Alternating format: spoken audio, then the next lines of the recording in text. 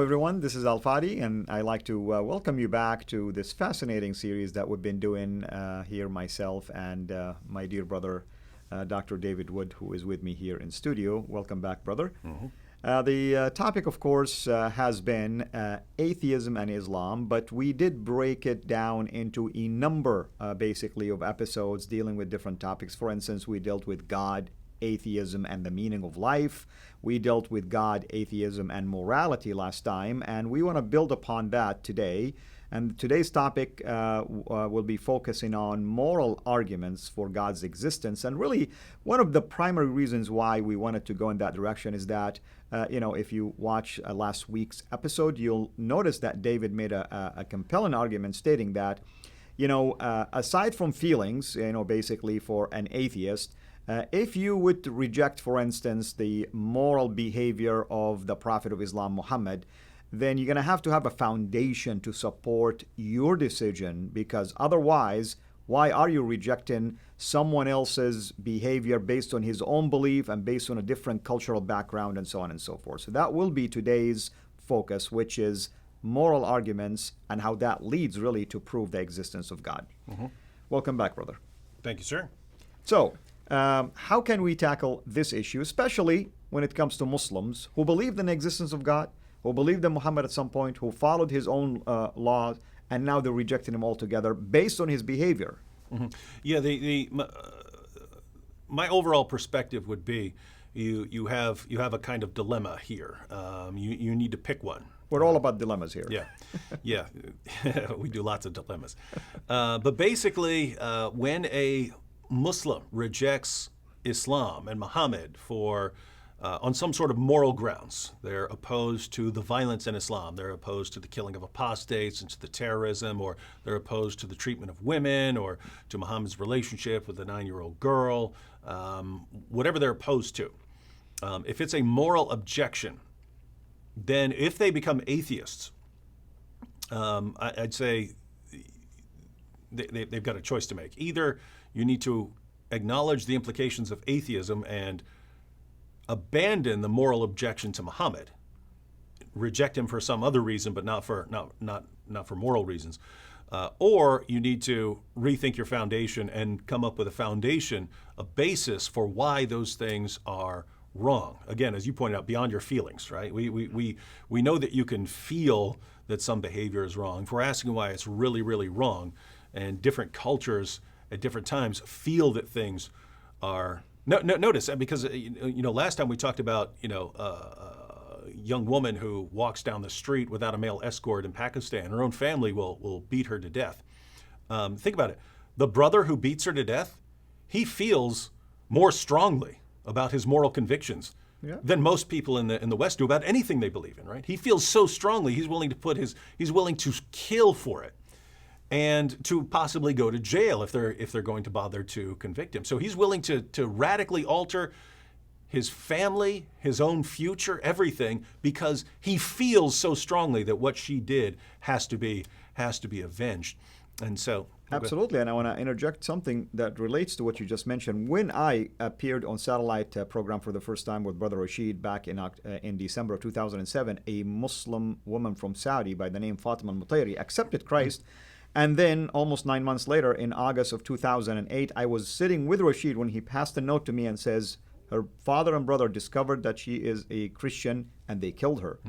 I'm not aware of any punishment to date, actually, by anyone against the perpetrators, but which basically, from the community standpoint, they did an honor killing, and they basically saved the face of Islam, technically speaking, which goes along, what you just mentioning. Yeah. So the idea here is if you're saying, well, what are you talking about? I can condemn Muhammad. Of course you can. What's the basis for it? Is the basis just your feelings? If it is, and you're saying that's justification, well, the guy who kills his sister, he has strong feelings. Is that a justification? We want to say that there's something that there are moral standards that are independent of our feelings and beliefs about them, right? So this is this is the language of objectivity and subjectivity, right? We say that something is objective if it's independent of the way we feel about it, right? We say it's subjective if it depends on our feelings. So a claim, that the classic example is, if you claim that chocolate ice cream is better than vanilla ice cream, there's nothing in ice cream that tells you whether that's true or not. It's just how you feel about it. And someone might disagree with it. I disagree. Yeah, Vanilla is always best. My son, he only likes vanilla ice cream. So some people prefer vanilla. And notice there's no correct answer here. It's subjective. It depends. That's right. It's called subjective because it depends on the subject, right? You're a subject, I'm a subject. So Not objective, basically. Yeah. we say that something is objective when it depends on something outside of us, right? And so the idea here is, when we talk about objective moral values, these are moral values that are true regardless of what we believe. So even if we all concluded that torturing old ladies for fun is good, that wouldn't make it good. It would still be wrong. We would all be wrong for holding the wrong view. So when we talk about things being objectively wrong, what we're asking the atheist is, when you say Muhammad was wrong, are you talking about your own feelings? Are you saying that you're wired in this way? Are you saying that your culture taught you this, taught you to believe that this is wrong? Mm-hmm. Or are you saying that he did something objectively, morally wrong, that's wrong in spite of what he thought about it, that's wrong in spite of what everyone else thinks about it? If you're saying that, then you've got a problem. And this should lead into a moral argument for God's existence. And there are lots of different forms. We're going to look at William Lane Craig's version of the moral argument just because it's a popular version nowadays. There are tons of different forms of the moral argument. Let's go ahead and check out William Lane Craig's version. So this is William Lane Craig. He is a philosopher. He has actually multiple doctorates. And as far as I know, is the most experienced Christian debater in history. He's been in hundreds of debates with atheist scholars around the world, and he's had quite a few debates with Muslims as well, such as Shabir Ali and Jamal Badawi and so on. But here's his moral argument. And the reason this is good is it condenses everything to two premises and a conclusion. Mm-hmm. But the first premise here is, if God does not exist, then objective moral values and duties do not exist. And premise two is, objective moral values and duties do exist, therefore God exists.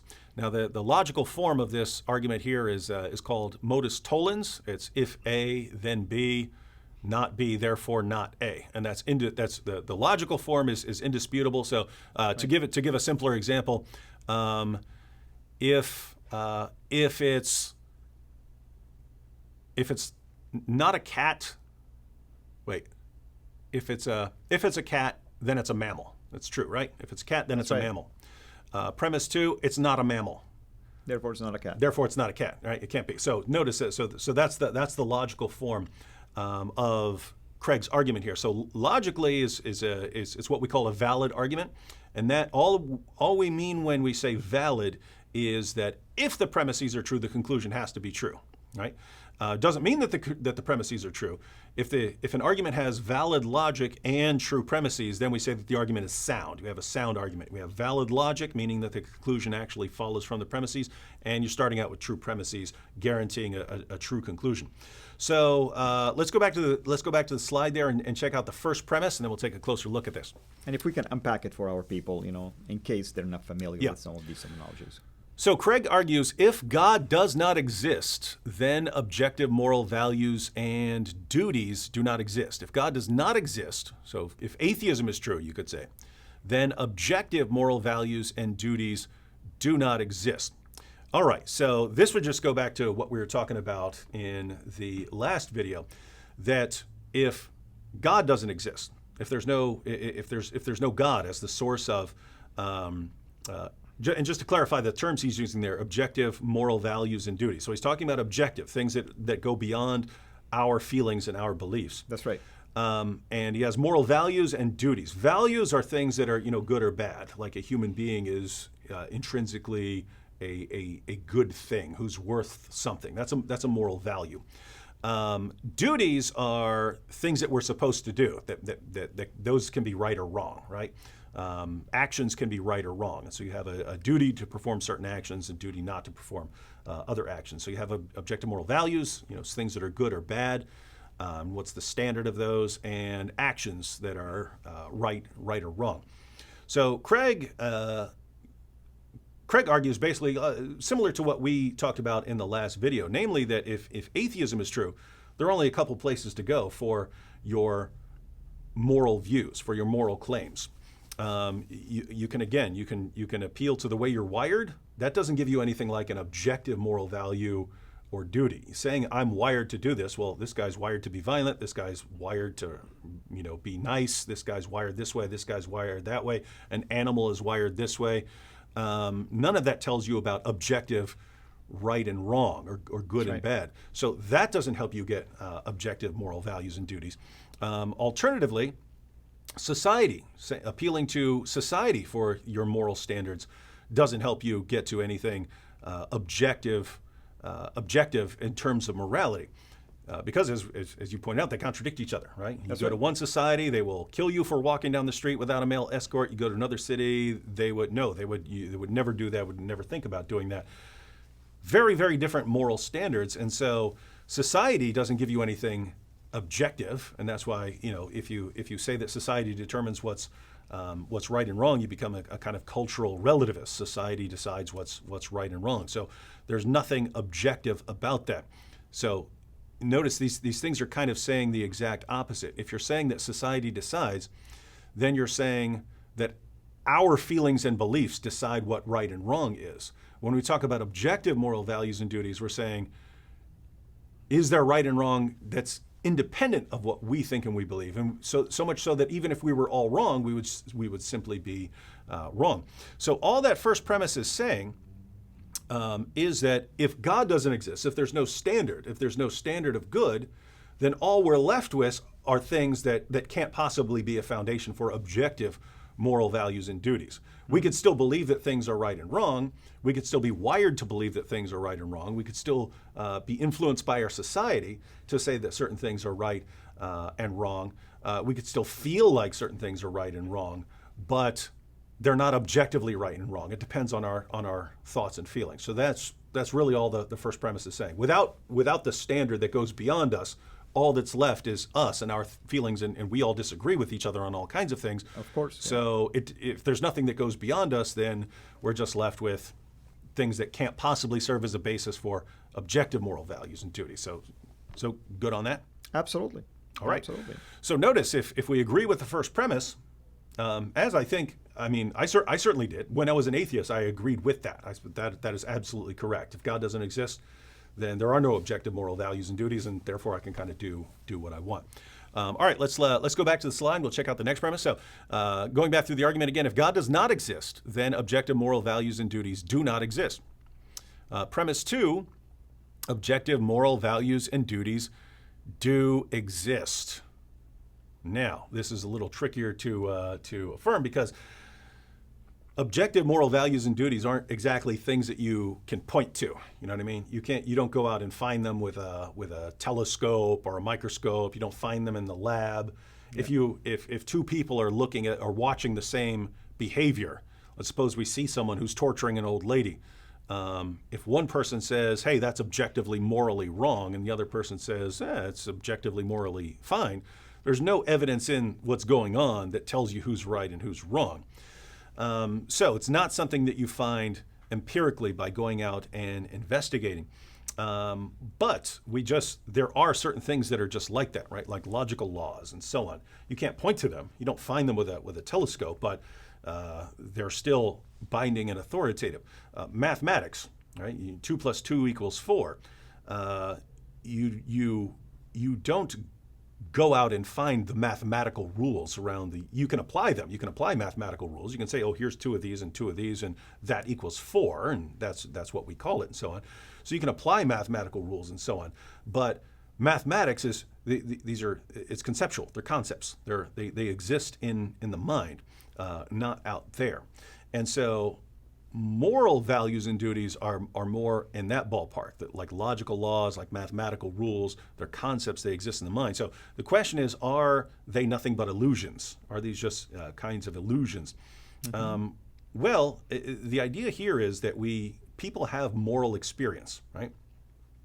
They can look at someone being tortured for no reason and say that's morally wrong. And they have a kind of intuition about that that's similar to like a mathematical intuition or recognizing a good argument from a bad argument. They understand that there are things like moral responsibility, where if you've done this, then if you've done this good thing, then you might be worthy of praise. If you have done this bad thing, then you're worthy of blame or perhaps punishment. They understand that there can be moral improvement, that this guy who was horrible and selfish became a better person, and that is actually improvement, right? Notice if you're saying this guy actually morally improved, And what are you basing it on? yeah, and either it's just your feelings, or he actually morally improved. And so here's the idea. People in general have a kind of moral experience where some things are really right and really wrong. And we would say, what if every person in the world decided that Hitler was right? We would want to say, then every person in the world was wrong, would be wrong, right? We want to say he was wrong regardless. If he's violating human rights, especially to that extent, it's just wrong, and it wouldn't matter. It wouldn't matter if everyone agreed with him, or if he'd won, it wouldn't matter. And if that's our position, that there are certain things that can be right and wrong, good or bad, independent of what we say about them, or independent of who wins, then we're acknowledging that there are things that are objectively right and wrong, objectively good and bad. Now, it's possible to bite the bullet here and say, actually, it's all just a matter of feeling, right? Right. And that's why we said, if an atheist decides to go that route, he just has to say, well, okay, then I agree. Muhammad didn't do anything really wrong. He just did things that I don't like, which doesn't actually serve as a good basis for rejecting him. You'd have to reject him on other grounds. So you can go that route. But as I pointed out, in fact, the vast majority of atheists still cling to things being objectively right and wrong. So for instance, many atheists will complain about God, right? They'll complain about God. Why did God do this? Why didn't God do that? Why doesn't God come down why doesn't God come down here and do this? Notice what they're doing in that situation. And this is almost every atheist you'll run into. Notice what they're doing. They're saying that there are moral values that go so far beyond us that even God has to obey them. And they're saying that we're aware of them, right? So this flies in the face of their claims that, morality is just, subjective feelings and so on. If you're saying God should have done this, God ought to have done that, you're saying there are moral values that go massively beyond us and that you're aware of them. So again, an atheist can bite the bullet and say, yes, I'm not actually saying ever again that anything is really right or really wrong. I'm just telling you my feelings about that. That's not what the vast majority of atheists want to do. They still want to cling to the idea that there are things that are objectively right, objectively wrong, objectively good, objectively bad. But notice, if they want to do that, let's go back to the argument. William Lane Craig's moral argument. If God does not exist, then objective moral values and duties do not exist. Why is that? Well, again, if there's nothing that goes beyond ourselves, no standard that goes beyond ourselves, then all you're left with are foundations that can't possibly be foundations of objective moral values and duties. So premise 1 is true, but premise 2 is also true. Even atheists acknowledge that there are objective moral values and duties, so they agree that objective moral values and duties do exist. But guess what? If you put those two premises together, the conclusion follows necessarily from them, therefore God exists. And so here's the interesting situation that we have that needs to be brought to the surface. You've got atheists who are horrified at the things that Muhammad did and taught, the things that the Quran teaches. They're horrified at these things. They say these are wrong, these are immoral. And they say, we're going to become atheists and we're going to fight against those things. Not realizing that by acknowledging that those things are wrong, by claiming that and believing that those things are objectively, morally wrong, they've just provided evidence for theism, because their worldview can't account for that. Theism can. And as we've seen, you can have an argument that basically takes what they believe. Hey, if we go through this, you have to agree that apart from God, there are no objective moral values and duties, and yet you agree that there are objective moral values and duties. Guys, how do you not realize that you've just provided yourself evidence for the existence of God? Absolutely. And of course, this is interesting because we're going to start tying this into future episodes. And with that, let's wrap it up and give people at least a flavor of what we will be discussing pretty soon here. Well, we are normally we sort of keep the issues separate, right? We deal with issues with atheism when we're talking to atheists. We deal with issues with Islam when we're talking to Muslims. Right. But now we're kind of doing a crossover because there are people who are kind of in a crossover, right? Exactly. They leave Islam and become atheists, and so we're going to kind of bring these issues together by going through various issues in Muhammad's life that people will look at those and say those things are immoral. He should not have done those things. And yet, if they've become an atheist as a result of those things, they've actually lost the foundation. And so when Muhammad did that, it's not just a problem for Islam, it's a problem for atheism as well, so long as the atheist wants to say that that was immoral. Absolutely. And you can see why it's going to be fascinating and a dilemma at the same time. Not for us. We're trying to help here.